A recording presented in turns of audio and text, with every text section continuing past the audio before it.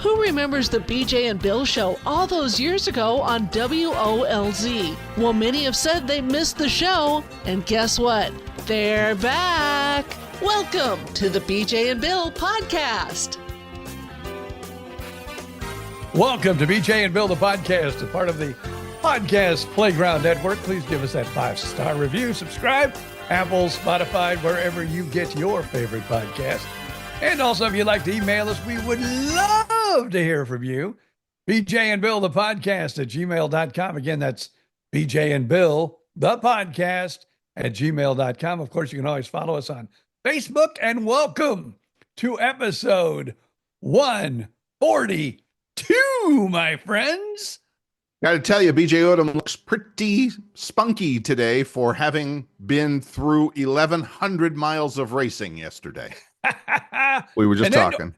To top it off, yes, because I know you're not a race fan. Not huge. But you, like I, lived in Southwest Florida for a long time. Of course. We both know where Alva, Florida is. Alva. Yes, we do. And there is a big watermelon farm out there. And it is owned by the Chastains, whatever you want to call them. They are out there in Alva, Florida with this big watermelon farmer.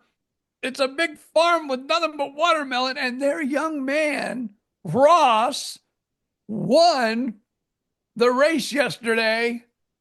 And of course, during his ceremony, you know, everybody has their little thing they do if they win. Sure. When they get out of the car, they always have, like, Carl Edwards used to do a backflip off the top of his car. Right.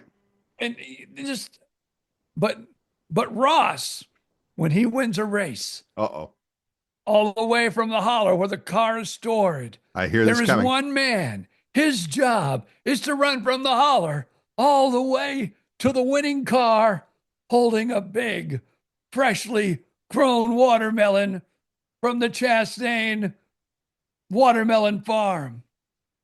He hoists it above his head on top of his car, smashes it to the pavement, picks up a big piece, just swallows it down. Really? And that is how he celebrates, my friends.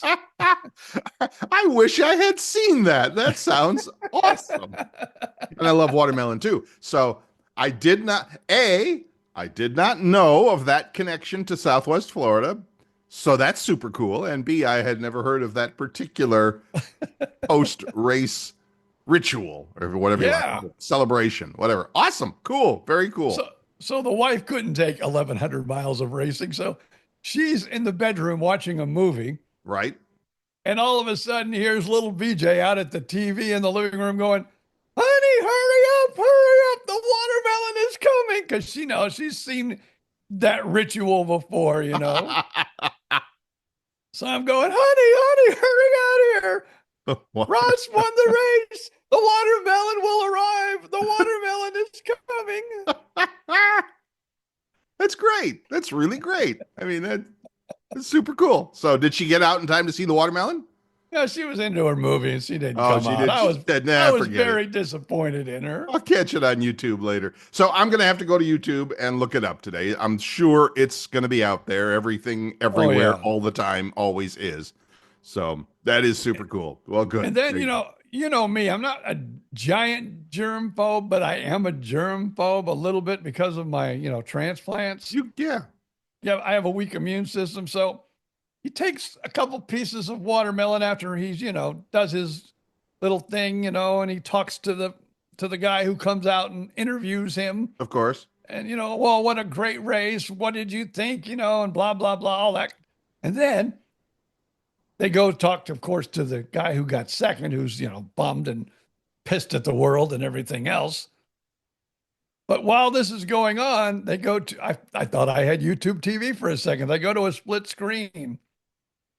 And you see Ross, because he always, gets down after he squashes it, and then he takes a big piece of, eats it. Right.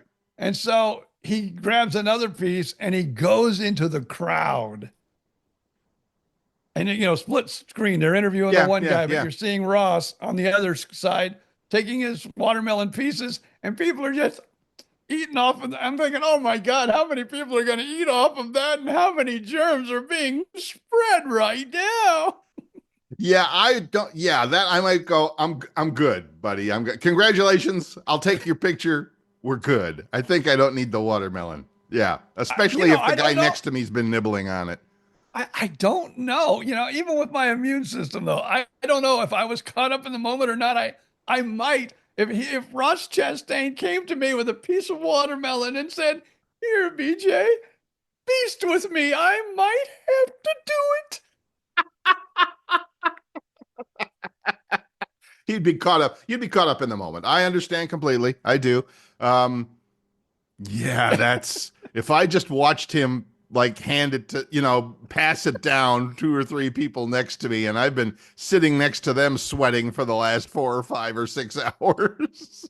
I did see some people like, pat him, like pat Yeah, him on the good job. shoulder and Yeah, like, good job. But you can, I don't think, you but then keep the I saw, watermelon.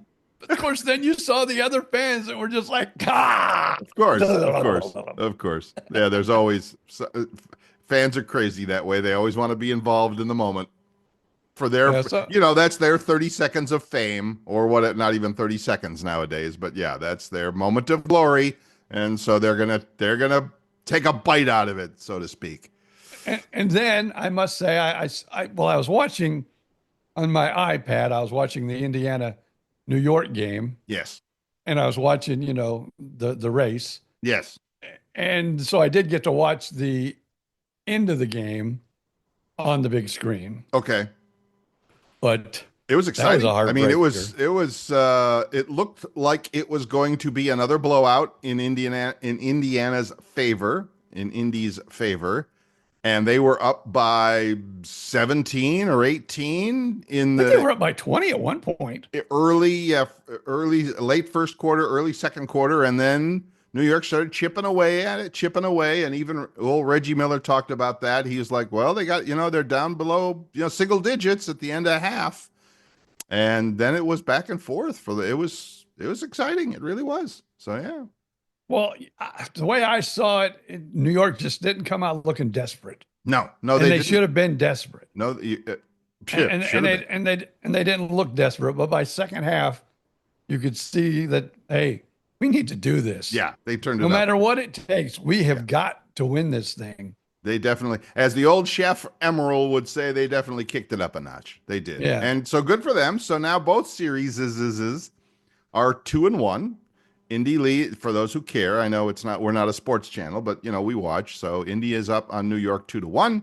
And OKC and Minnesota came to play the other night as well. Of course, that was in Minneapolis at the home crowd.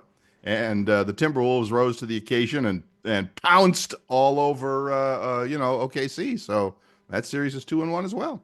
And what's funny with this Indiana New York series is that all the wins are coming on the road for both teams so far. Right. Crazy. Where it's the opposite on the other side of the country out west. Crazy. All the wins are coming at home. Yeah, I don't know.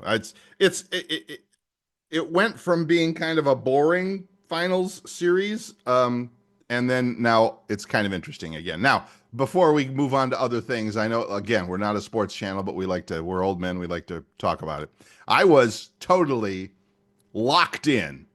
My new lady friend was over for some of the weekend, and so we were totally locked in on the NCAA girls softball tournament because University of Florida was in it, and Texas was in it, and a couple of other schools that we have connections to. So we watched, and congrats to the Lady Gators. They are going to the Women's World Series in Oklahoma City, and that starts later. Well, as this podcast comes out on Wednesday, I think it starts tomorrow, Thursday. So anyway, congrats to the Lady Gators, and we enjoyed watching softball a lot this weekend. Well, that's good. Yeah. Now, is she a big Gator fan? The lady friend? Yes. Actually, she wasn't born in Tallahassee, but raised most of her life in Tallahassee. So not a huge Gator fan, but she's got Gainesville connections too. So, we're winning her over. It's okay. Yeah. Oh, Bill. What? Uh-oh. Oh, wait a minute. Oh, Oh, I'm really afraid to think that here oh, comes some dating advice. Look out. Here comes eh, dating advice. Bill.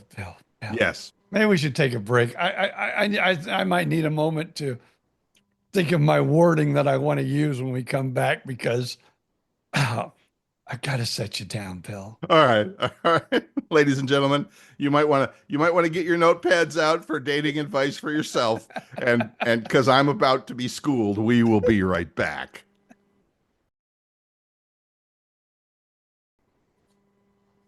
I am to say that I am all ears right now would be an understatement. By the way, for those, and again, you're not watching because we don't do this on YouTube. Got my hairs cut finally, so my ears are open and available and are not covered up with too much hair at the moment. I am ready for BJ's dating advice. I'm just going to say, okay, so she's not a big Gator fan. You're on one of your, how many times you've been out now? Oh, plenty. I mean, 4 or 5. I don't know. No, with this new lady friend. Yeah, no, I know. We've been out. I mean, many a times, and she's been over to my new apartment here a few times. So yeah, I mean, half a dozen. I don't know. Oh, see, I thought this was much newer than that. Well, there's been. I'm not going to go into great detail, but things are going along very nicely, and so we're seeing a lot of each other. Okay, because I'm thinking though that this is like one of the first 3 or 4 dates. And if she's not a Gator fan, and you're sitting there watching a Gators softball game, which softball doesn't, well, if you were dating me, it wouldn't excite me at all. I understand. But nonetheless, you couldn't have found a chick flick or some movie to watch. No, you want to watch. I told you where my wife was for 1,100 miles of racing yesterday. Yes, she was in the other room watching probably Hallmark Channel. Yes. Yes. She was actually watching a Nicole. Oh, what's her name? Married to Nicole Keith Kidman? Urban. Yeah, Nicole. She was watching that new Nicole Kidman movie that was on whatever. Oh, okay. Yeah, Netflix I know or what you're whatever. talking about, but I don't know what it is. Yeah, she was watching that. Okay. And if I would have been a smart human being, but I have been married for almost 40 years now. Yes. So sometimes I'll slide. Now, damn it, it's race day. I'm watching the race. But Bill, when you're in the early stages of the relationship, you should not be watching sports with your woman. You should be watching two people that are madly in love in some movie that's just sharing their love, and the love is pouring out, and it's all roses and love. You should. Girls softball, that's the bottom of the barrel. It should be all unicorns and rainbows and all that. Yes. Well, Mr. BJ, thank you so much for the advice. We both very much enjoyed it and had a lovely time snuggling together on the couch as we watched this, and just had fun and enjoyed it. Well, okay. That's all I'm saying. I know there are some women that do enjoy sports. So, Yes. maybe this is one of those women that kind of truly yes. enjoys sports as much as you do. And I mean, I'm gonna guess that the answer is, I mean, I get it. We all do things that we could. And again, I'm not saying this is what happened, but you can see that sometimes in a relationship that maybe she doesn't want to go to this particular movie, but or you don't want to go to this particular chick flick movie, but you do for the sake of the relationship. Yeah. I know we're pretty good with not doing that sort of thing. We're pretty good about talking about what we both like and don't like. So, okay. Yeah, that's my story. I'm sticking to it, as the old country song says. So, but thank you again, Mr. Odom, for the dating advice. We know, good God, that you are a relationship expert. Let's just say I've gotten myself Hurts me out to of the say dog. that. What's that? Let's just say I've gotten myself out of the doghouse more than most.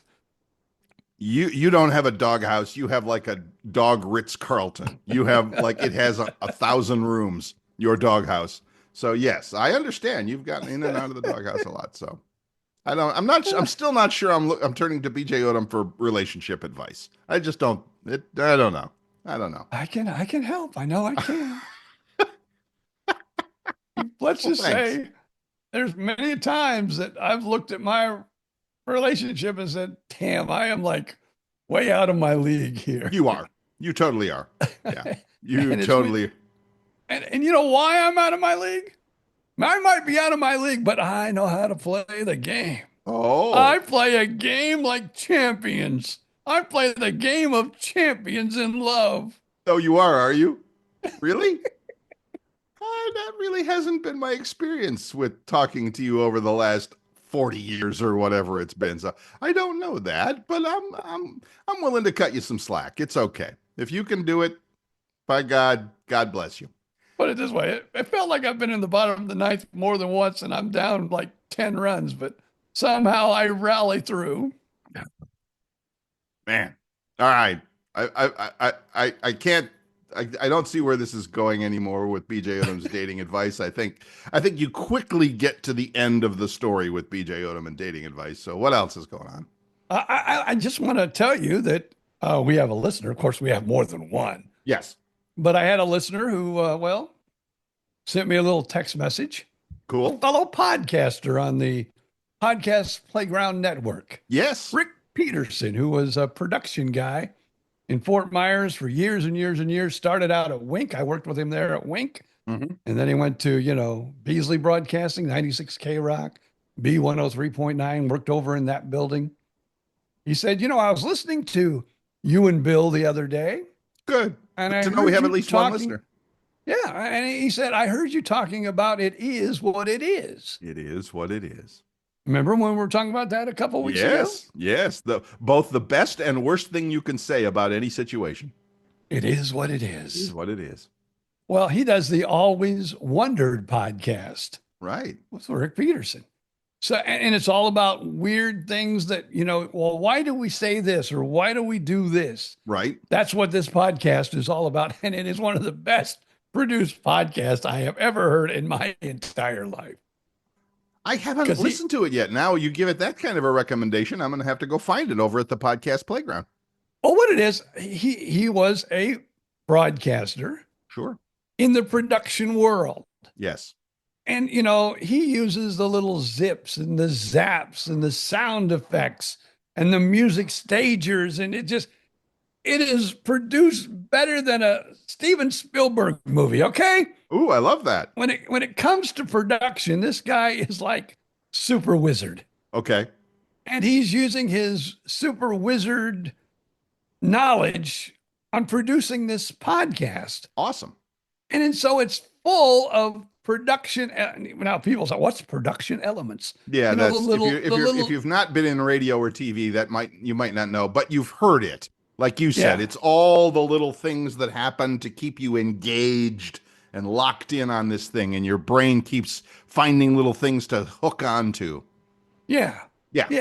So, but I actually listened to it, and I go, "Dang, he is talking about." It came out Friday, and he's talking about it is what it is. He talks about other subjects too. Sure. It's only about this is one of these, it's kind of a neat podcast too, because it's like a lot of people are on the move and they like ours, we go an hour. Right. How many people listen to the whole hour? I don't know. Right. They're probably saying, like 10, 15, 20 minutes into it.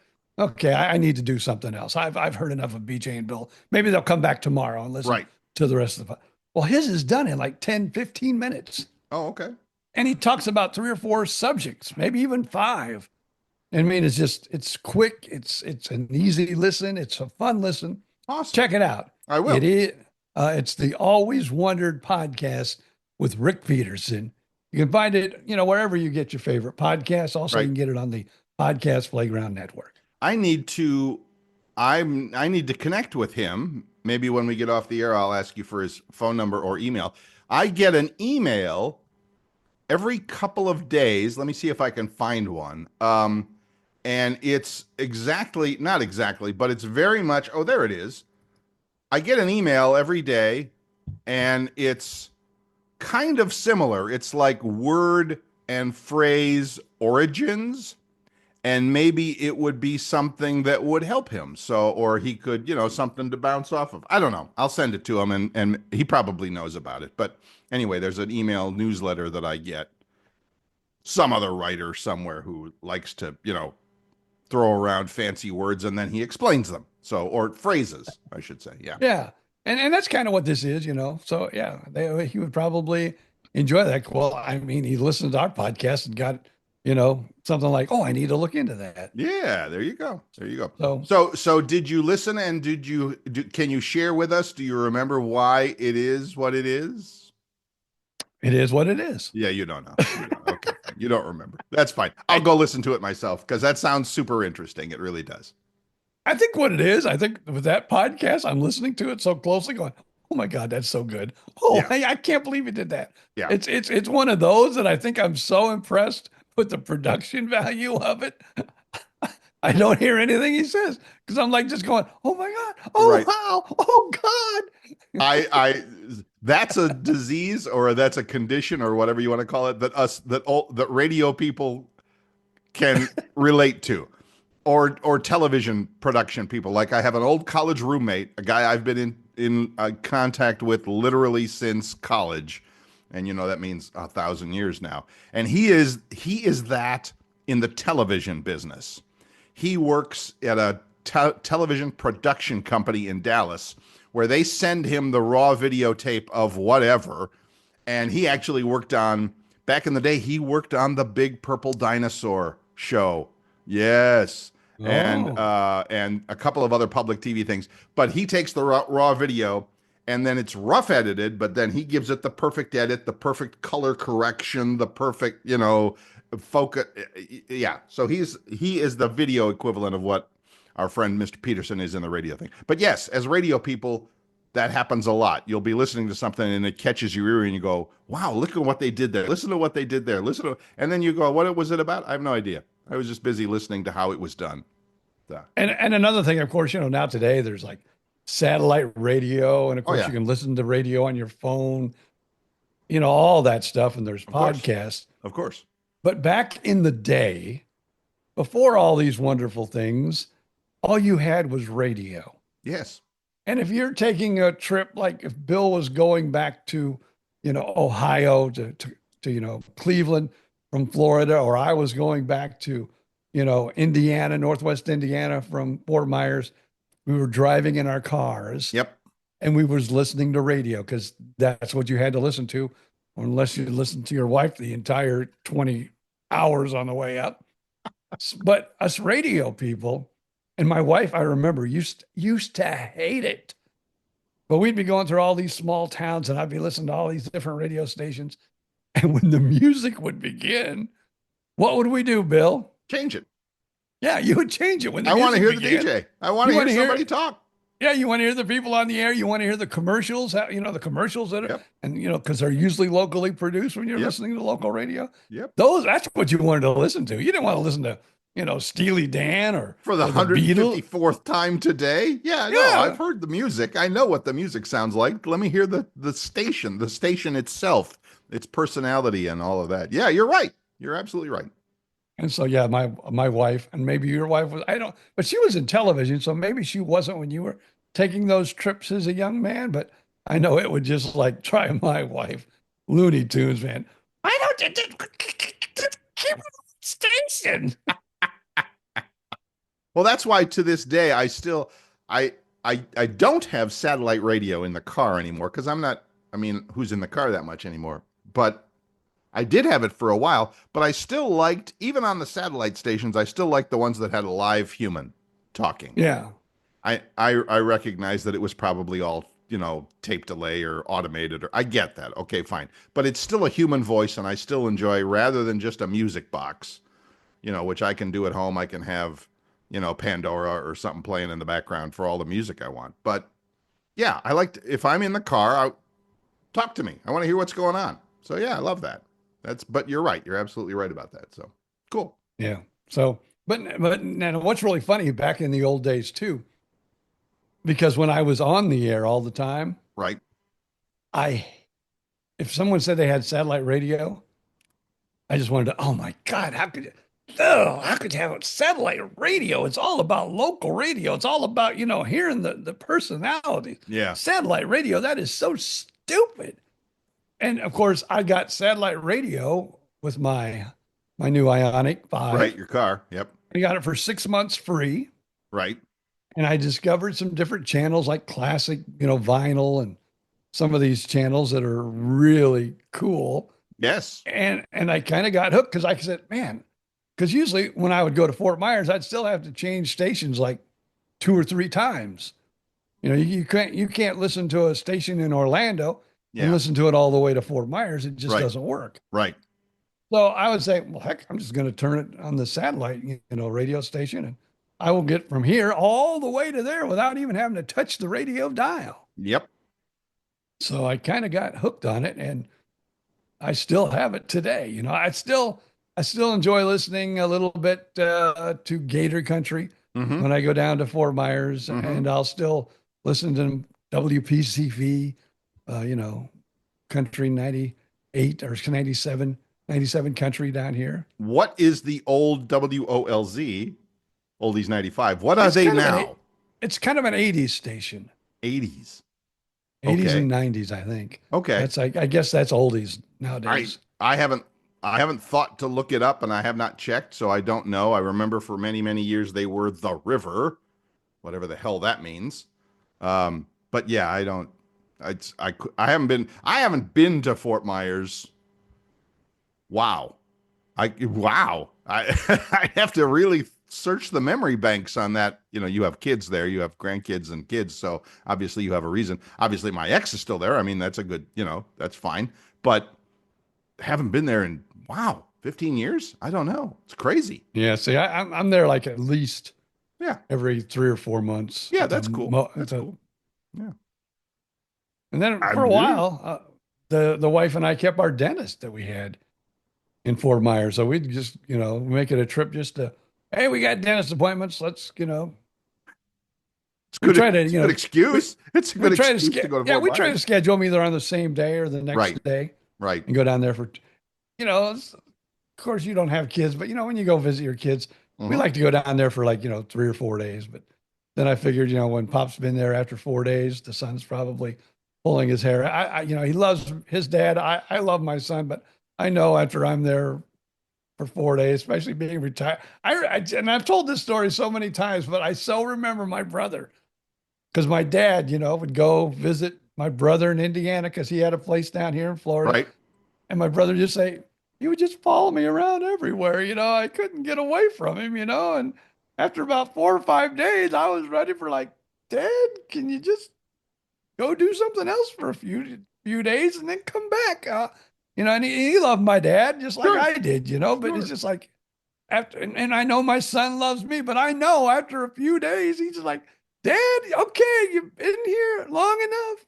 There's the door. You got a house. Do you, as grandpa, do you recognize that, or would you'd just stay there forever, wouldn't you? Oh yeah. Oh yeah. You would be there till the cows come home. Yeah. I would move in tomorrow, Of course you would. Of course. Yeah, We've I'd talked say- about that many times. You put the little tiny house in the backyard. Yeah. Yeah. And I don't want to take anything away from my wife because basically my son is my son Right. and our daughter is our daughter. Correct. Right. And Your son so, is- so it's like she's still very close because Gentry was like 5 or 6 years old when we got married. Right. And so he's been around because I've always had custody of him. Right. So he's always been around all the time, except for the summer times. Right. He would go up to his mother's in Indiana for maybe, 4 to 6 weeks and then back, with Dad and Susan. Right. But, it's kind of like been a mom to him Oh, sure. his entire life. And Oh, sure. she was there for a lot of his growing up years. So they're close. Of course. But, the daughter always, I don't want to say wins out, but she's a little closer to the daughter. And they're, that's kind of the way girls, I think, are too. Yes. And I'm close to both. And I feel very fortunate that I have both. And I enjoy being up here with her. And we go to the parks with them sometimes and Yep. go to their house and eat. So I feel like when I go there, then I really become all Gentry's, So maybe Yeah, that's but you're why not you're not looking to move in with your daughter. No. But you are looking to move in with your son. Oh, no, we've talked about that. Oh, okay. Interesting. You know, 'cause, nowadays they have these things called. Now here's where the conflict is. Should I get Uh-oh. it? Well, how much? What are we time? I'm trying to look at. You want to take We a break our? and come back and Should tell me we, about your yeah, family troubles?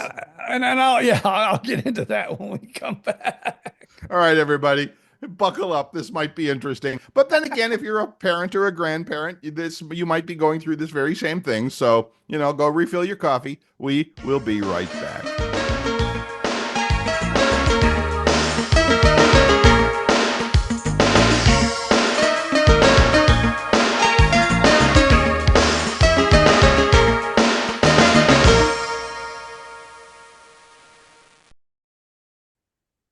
And welcome back. This is BJ and Bill, the podcast, and it's episode 142. Wow, 142. So we are everywhere. Everywhere you can get a podcast, we're going to be there. So just feel free to look us up, whether that's on YouTube Music or iHeartRadio or Spotify or Apple Podcasts. And most importantly, we would love it if you would leave that 5-star review, because you love this podcast just as much as we love bringing it to you. So there you go. And remember, you can find us on Facebook. Just do the search for BJ and Bill, the podcast. Make sure you put the in there. And you'll find us on Facebook. Feel free to share your latest memories and jokes and all that fun stuff on Facebook as well. But the 5-star review, that's the important one. There you go. So before we took the break, I don't know where this is going to go, so I think I'm just going to let him, tell us about it here. But apparently there's something about BJ as making plans for his more advanced retirement years.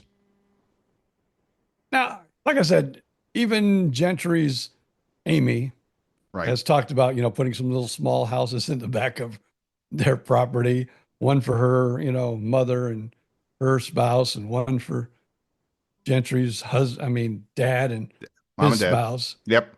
So she's talked about that, but then the daughter and the wife has talked for years. I mean, even when she first got divorced, this conversation started, and now they're thinking about trying to move again because they're not really happy in the neighborhood my daughter's in. Okay. And so the talk has come up, and I don't know if you've ever heard of these, but they call them like multi-family homes. It's like you have a main home, right, and then off to the side you have like this little kitchenette. It's called a mother-in-law's quarter. Okay. Right. You're talking multi-generational homes. Yeah. Okay. So so it's got like a little kitchenette, and it's got like a little living area, and it's got like a little bedroom, so your parents can stay over on that side. Sure. Now here is where it's getting difficult. Uh-oh. So the daughter and her boyfriend have talked, because I don't know how to say this, but they're living in sin. I mean, the boyfriend is living with the daughter. Please forgive me, Father, I have sinned. So, well, you haven't, but your daughter has, but it's okay. We still love her. I sinned before my daughter. So we know that. We know that's where she learned it been from. in sin before. Yes. So, mom and dad sinned before, she came around. So that's where she learned it from. But nonetheless, they've talked about this multi-generation, house. Right. Here's the problem. Uh-oh. My wife and her stuff. Oh. And listen to this. The apple does not fall far from the tree. So what you're telling me is like mother, like daughter. Kind of, yeah. And if we were to visit your daughter's home, we might find it, shall we say, well stocked like your house is. And now here's where the conflict comes in. I already hear it coming, but go ahead, tell us more. The wife goes, well, we would give you the small quarters because, you're younger and I need room for my stuff. And then on the other shoe, it's like, no, that's for the mother. That's why it's called yes. Mother's quarters. Yes. So no, we get. So there's where the battle is. So yeah, I have stayed completely out of it. That sounds like good advice. So in the gang business, in the street crime business, it's a turf war. In the mom and daughter business, it's a stuff war. I get it. I do. I get it. See, what I don't get is this whole idea of stuff like that. I and maybe it's because I've been in radio and I've moved around a lot. I know we always talk about it. You did it, I did it, whatever.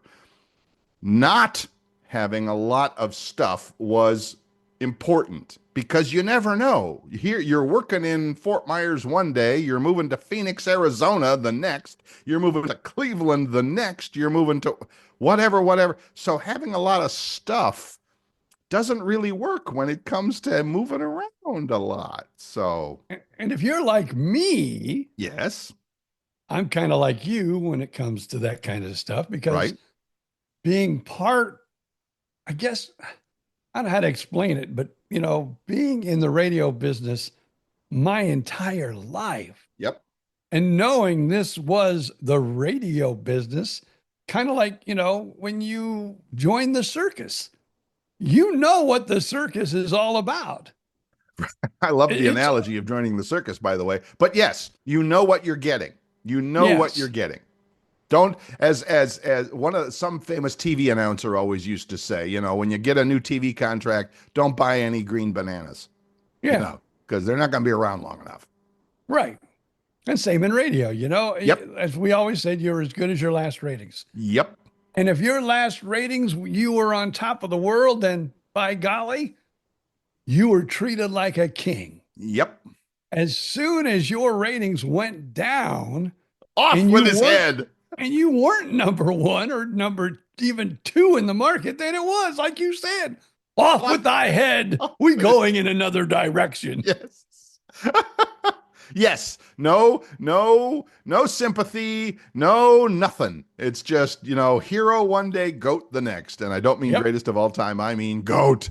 So yeah, so anyway, long story short, you guys would have to see, I don't get the stuff thing. I was actually surprised by how much stuff I had when I moved out of my 1-bedroom apartment into this new 2-bedroom apartment. I'm like, where did all that stuff come from? And, it accumulates over the years. I get that. But I'm really good about keeping it down. But still, and I mean, if you went into my kitchen, you could open the cupboards and see, okay, there's 2 coffee cups in this one, and there's 3 plates in this one. So it's not like I'm jammed with stuff. But I'm just saying, stuff accumulates over the years. And what are you going to do with it? What do so if I ask your son and daughter right now, I mean, okay, mom and dad are not in the room with us. You can be candid. You can be honest with your friend Bill. When your mom and dad pass from this world, do you want all their stuff? And their answer is going to be hell no. They're just going to go through your house with a skid steer with a front loader and dump it all in the trash. It's like there are probably on one hand, and that might even be too many. I would say both the daughter and the son could probably take one hand and okay, this means a lot to me from my dad. Right. Or this means a lot to me from my mom. Right. Or this means a lot to me, from Susan. This, whatever the situation is, probably one hand, they would come in and go, oh yeah, this means a lot. Yeah. And the rest, it don't mean that much. I honestly don't understand what people of, and I hate to use this term, but I'm going to use it again, our age are thinking. I don't get it. Why do you need a house full of stuff that's just going to go to Goodwill or Salvation Army or the landfill when you are no longer among the living? Just give it away now. Make good use of it. Give it to somebody who can use. Don't get me started. I'm already started. I'm already on my rant. See, I don't want to cause any waves around here, but or for my family. But my brother has passed, unfortunately, and his wife in the last year, maybe she's been there over a year now, but I think it's been about a year, has moved in with my niece. Right. they got one of the multicultural, Generational. Yep. multi-generational homes. Yes. And there was quite the battle that happened during that little, let's say, coming together, Yes. where the niece was going, no, no, you're not bringing this. No, there's not enough room. Exactly. And I mean, they had a pretty good little tiff over some things. I believe it. And it's like me, and I think I'm pretty much like you. You give me my computer, you give me, well, put it this way. My wife really hates moving. Like, I love it. I love going, like you. I kind of like changing scenery every once in a while. Right. So when I lived in Arcadia, I had a little camper trailer, Mm-hmm. and that was my, of course, I'd come back on the weekends, or she would maybe even like come up there for the weekend. Mm-hmm. And sometimes I'd come back, even during the week, for a night or whatever. Sure. But, I had, because, we both did mornings, and that's what I did there. And I was operations manager. There was days I got there at 5 o'clock in the morning. There was days I didn't leave the radio station until 6 o'clock at night. And during football season, I was usually there all the way till the time football started, because I wanted to make sure all that got off the ground right. Yep. Because, you had different ways of bringing the signal from the football fields to, the radio station. So Yep. I wanted to make sure that didn't mess up. So yeah, I was there a lot. But the wife, oh, I'm not moving that far. No, no, I have a nice house. I have a beautiful house. I got it all here. No, that's why I got the camper. But same way with Greenville, South Carolina. No, I'm not moving to Greenville. No, no, no, no, no. You go up there, and you were still happy in 2 years, and I'll come up there. Right. So, but I came back to work with my good buddy Bill, which I really didn't know that well at the time, but Turned we've out all okay. heard that story before. Turned But out I mean, okay. yeah. So I was perfectly fine when I was in Greenville, South Carolina, with a couch, a bed, and got a microwave oven and a television. Computers weren't even that important back in those No. days. I hear you. My first apartment when I first moved to back to Florida after taking care of my mom in her final days, lived in Clearwater, 1-bedroom apartment, 650 square feet. Didn't even have a TV, but I was using at the time like a 32-inch TV as my computer monitor. So I would literally carry the computer monitor, unplug it from, I had a desk that I bought at IKEA, of course, in one corner of the living room. I put it over in front of the couch, which I bought at Salvation Army, by the way, on a coffee table, and then plugged it in and used it as my TV. A 32-inch TV, when it's only 3 feet away from you, looks like a really big TV. But yeah, that was, again, totally fine. Totally fine. And Well, so listen to this. So in Arcadia, I lived in a 32-foot, no, it wasn't even a 32-foot. 320 foot. No, No, I'm talking like a little camper trailer, a little itty bitty camper trailer. where basically you had like the kitchen was on this side, and then on the other side you had a little pull out that had like a little cafe type seating, Yeah. for the table. Sure. And then you had like basically a hallway in the middle between the two. And believe it or not, and then the bathroom was behind me, and the bed was on the other side of the wall behind the TV where I slept. But I had to bring in an easy chair for watching television. So you had this big easy chair, that would tilt back between the stove and the table and barely fit. But I had it in my little trailer. And how did you get around it when you weren't using it? Just Climb kinda over? just kind of walked around. I mean, I had enough space to cook and Oh, enough okay. space to get to the little table. Yeah. But that's about it, Yeah. No, I If get it. would've- I do. If I'd have gained much more weight, I wouldn't have got around it. If it had been my size, it wouldn't have worked. I get it. That's hilarious. Yeah, I mean, I don't know how I do know how we got off on this about talking about stuff. And I've been to several of BJ Odom's homes over the years, and you are struck by the stuff. And I don't know what you're going to do. What's going to happen when you guys even before you pass, even before, I mean, because we know you're going to be around forever, and your wonderful I'm wife. getting worried about that. Huh? I'm getting worried about that. More in a moment. When you guys have to move into like a nursing home or something, well, you can't. It's like take one teddy bear. That's all you get. So I don't know what you're going to do. What do you mean you're getting worried about? What are you getting worried about, young man? Everyone has always here's been my mentality for most of my life. Mm-hmm. No way will I outlive Susan. No way will I outlive. No way will I ever hit 70. I Right. mean, and now I'm saying all of these things that I never really thought about or worried about. And guess what? Now they're staring you right in the face. Yeah, like you see, I'd see some old person in a restaurant hobbling around trying to get to their table, and I'm going, gosh, I guess thank God I'll never live to see that. And now I'm going, oh my God, I've lived long enough. I'm starting to see these things.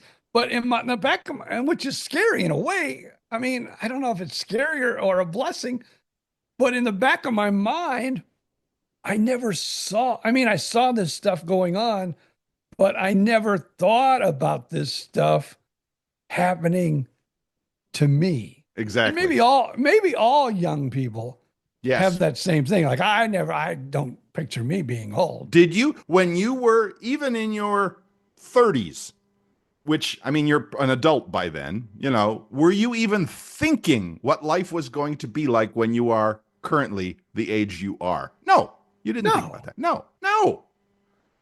I do that when I go play pickleball sometimes. I'll be playing with these young kids.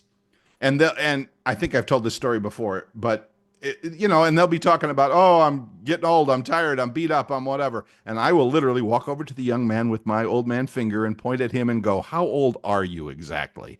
Oh, I'm 31, 32. I'm like, great. When you double it, call me. And they're like, what? And I'm like, yeah, I'm 68. And they're like, they get that look like, oh my God, there's a skeleton playing with us, so yeah. Well, I've told this story before too. I was doing comedy, and I was in my 60s. Right. And the young comics that I were working with all thought I was like, in my 40s to young 50s. And when I told them I was like, 64, 65 years old, their mouths were dropping open like, no way. Exactly. And I go, yes way. Yeah, because nobody can imagine being anything other than what they are. How's that? What'd you say? Well, I'm sorry. What'd you say? I cut you off. No, I just said that, they couldn't believe I was the age I was, but I'm sitting there thinking, I never thought, let's say in the last 10 years, even the last 10 years, because, as you do get into your 50s and 60s, you start thinking my retirement, years. I said even like back 10 years ago, after my heart transplant, I don't have to worry about ever hitting 70. I don't probably even have to worry about hitting 65. Right? Not going to live that long. Yeah, guess what? That was my mentality. I know. I remember you telling it to me many a time. And now it's like, I didn't plan for this. It's called life. It happens whether you plan for it or not. Maybe you want to give it some thought. Every once in a while, I have thought every once in a while, I should have taken a little bit better care of myself. Well, I think we all think that. I'm pretty sure we all have those moments. Yeah. So, but the good news is your body is, and you, BJ Odom, are living proof of the fact that your body can pretty much take and recover from anything. So it's never too late to take a little bit better care of yourself. I'll just throw that out there because I'm doing the same now. I'm trying to be better. I know I am. And so anyway, all of the above. And money too. Take good care of the money because that is important when you get to be our age. God, I hate that. I hate our age. But I'll tell you what, though, I'm getting old, so you get that little turkey neck or whatever it's called. Yeah. I heard a comedian the other day, which was an older comedian, and they were going like this, like I am. I'm kind of like pulling at my neck there, where it's all kind of like floppy and looking like a gizzard or whatever. And they go, you know what? When it becomes like Thanksgiving time, I don't even go out in public because I'm worried someone's going to shoot me. Look, mama turkey. So anyway, just take some advice from a couple of old men who don't know jack, but have lived through it. Make some plans. I mean, again, you don't have to be life-altering stuff, but just be aware that you will someday arrive at this age, and you will look back and go, where the H did the time go? Because that's what I do. I'm like, what do you mean I'm 68 years old? What do you mean I'm going to be, 70 years? Where the hell did that go? And, another thing, and I know you've, didn't experience children. I did not experience children. Thank you so much. But what really gets me some days though is like, I look at, my son in his 40s, my daughter who's like knocking at 40's door. I'm going, why can't they just be babies again? I want to, when they were little and hold those, those are the days that you can't get back, that I think you want back more than anything else. Interesting. I remember going to the parks with my kids, right. Disney and all those things. I still, because my daughter lives up here and she's a park fanatic, so we'll go with her, and I'm going, this is fun, but God, just one more time, if she could be like, right. 7 again, or 6 or 4 again, going through. Well, isn't that what grandkids are for? Yeah, but she doesn't. She didn't. Well, yeah, she doesn't. I'm not. The son did, but right. And nothing wrong with that.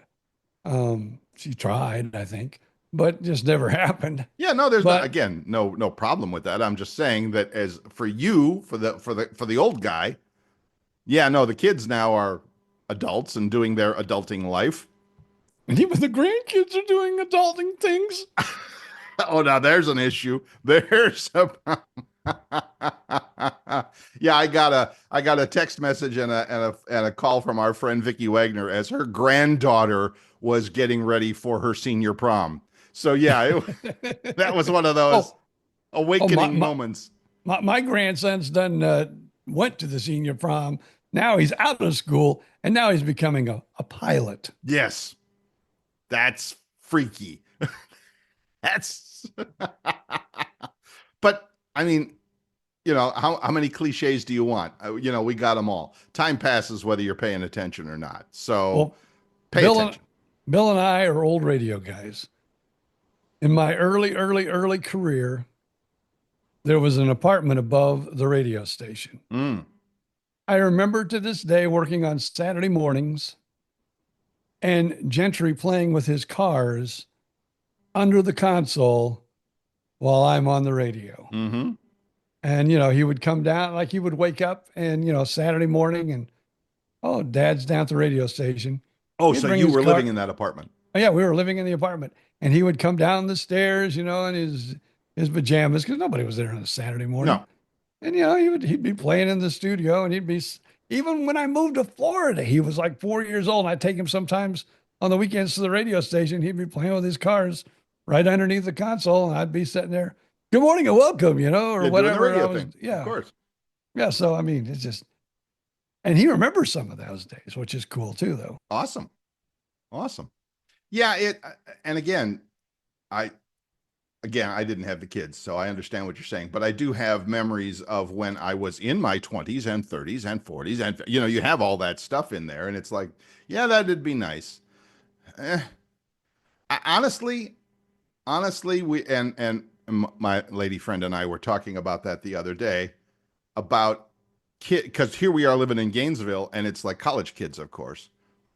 I don't think I'd want to be college age anymore, because this crazy world ain't getting any less crazy.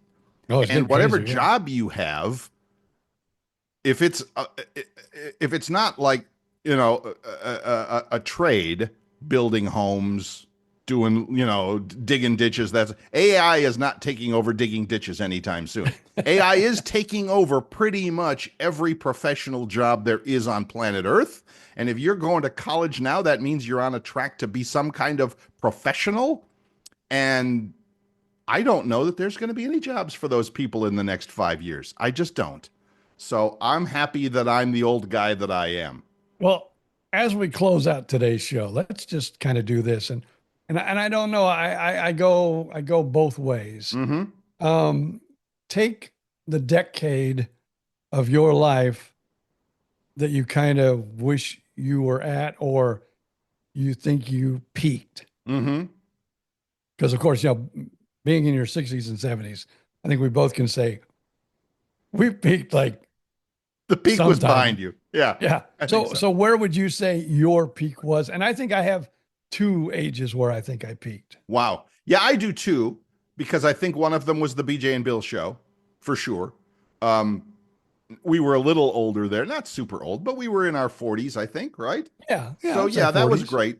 But before BJ and Bill, when I lived in Phoenix, Arizona, that was awesome too. And it was only probably 2 years with one particular radio station, but it was major market, big time competition, not afraid to spend money on promotions and parties and what that was pretty awesome too. That life in Phoenix was, and I was probably mid 30s then, early to mid 30s back then. So I would probably have to go with that. Well, that's kind of like with me too. I was probably in my 30s, probably my 30s, Right. maybe my early 40s when I went to Greenville, South Carolina. And that's when even though that wasn't a big, gigantic town, Mm-hmm. Greensville, Spartanburg, Mm-hmm. it was like they had been radio station of the year, music radio station of the year, probably two or three times. Mm-hmm. Their morning show was known nationally. Right. To me, it was a big deal. And when I got there, the first thing that I realized, okay, we worked at Oldies 95. How many vans do we have? One. One. I go to Whistle 100 in Greenville, South Carolina. Three. Three vans. Three vans. Three vans. Well, one was like a four by, it was like a off-road vehicle. Right. One was a van. Right. And there was another. I'm like, oh my God. Right. And they always had them out here and there and everywhere. And to me, that was, but I think probably I enjoyed life as far as professionally, BJ and Bill years. I think the years I enjoyed the most were my early 20s. Right. Because I was in rock and roll bands and country bands, and Cool. I was on the radio, and that was just like a cool lifestyle. Yeah. It was like I did radio, but yet music probably 3 to 4 nights a week. And you were young when you were in your 20s, so you could stay out till 2 o'clock in the morning, come staggering in. And Right. and I did like either middays or afternoons. Right.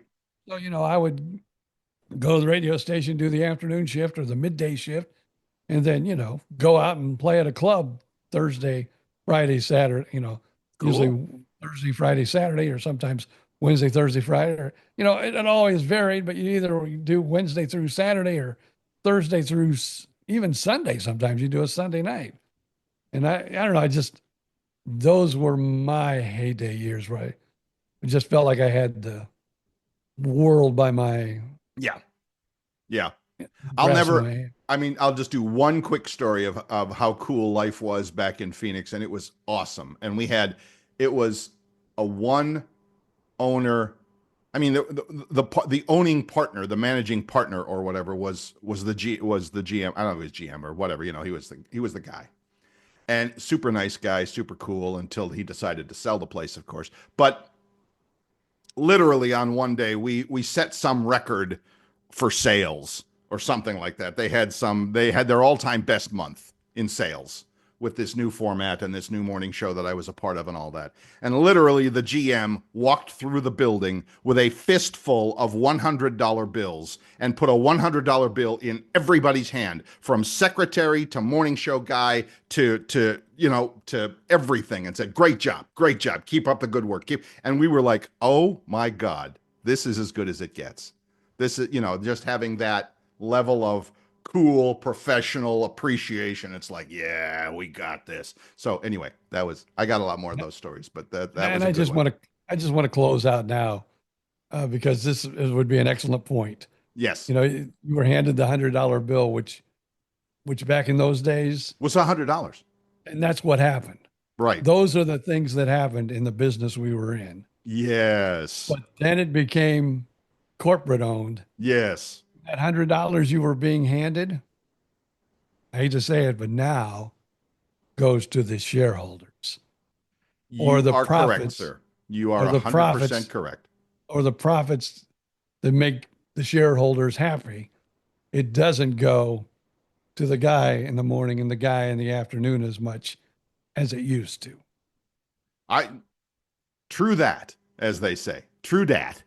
And that, I think, was the downfall of the business, and we've talked about that before, and I'm sure we'll talk about it again. But yeah, that's for another day. Another story for another day, as they say. So yeah, absolutely, positively. So yeah. Well, enjoy your Memorial Day, because as we say, we always record this on Mondays, and we're working on. Maybe I can call Gentry and say we need time and a half today. You think that'll work? I think so. I think you need to call a boss and say it's definitely a time and a half thing. Absolutely. Oh, and I'm going to reach out. Tell me the podcaster, our friend Peterson, you said? Yeah, Rick Peterson. You can find him on Facebook. That's where I always message him at. He's good. I will look him up. People off of Facebook. I'm writing it down, and I will send him that email about where do words come from, because I love that. I mean, well, I was a journalist and a writer and all of that, so words and where they come from and all the good uses of them, that's one of my big deals. So anyway, there you go. Now that we're ending this podcast, and if you're still wanting another podcast, just go check it out. Always Wondered podcast, and that is by Rick Peterson. You'll enjoy it. And of course, there's The Gift of Life by B.J. Odom, and then The Practical Path with Bill Sklodowski and with Vicky Wagner. So there you go. I've been listening to that, man. I've been going, I don't know why. I don't know why it makes me feel hippie-ish, but I enjoy that. Hippie-ish? Yeah, it makes me feel hippie-ish. I don't know why. I'll tell Vicky. She'll appreciate that. That'll be great. All right. All right, everybody, have a great week. Yes. Well, of course, like you said, as we record this Monday, Memorial Day, we can't really tell you to have a good Memorial Day because you'll be hearing it on Wednesday. So hopefully you had a good one and a good rest of the week. So take care. We'll see you next week. Until then, just up to BJ Odom to say, see ya. Flip the dial, take a ride back in time when the airways were golden and the DJs shine. 2 mics, 2 guys, and a whole lot of laughs. Living like legends, bringing stories back.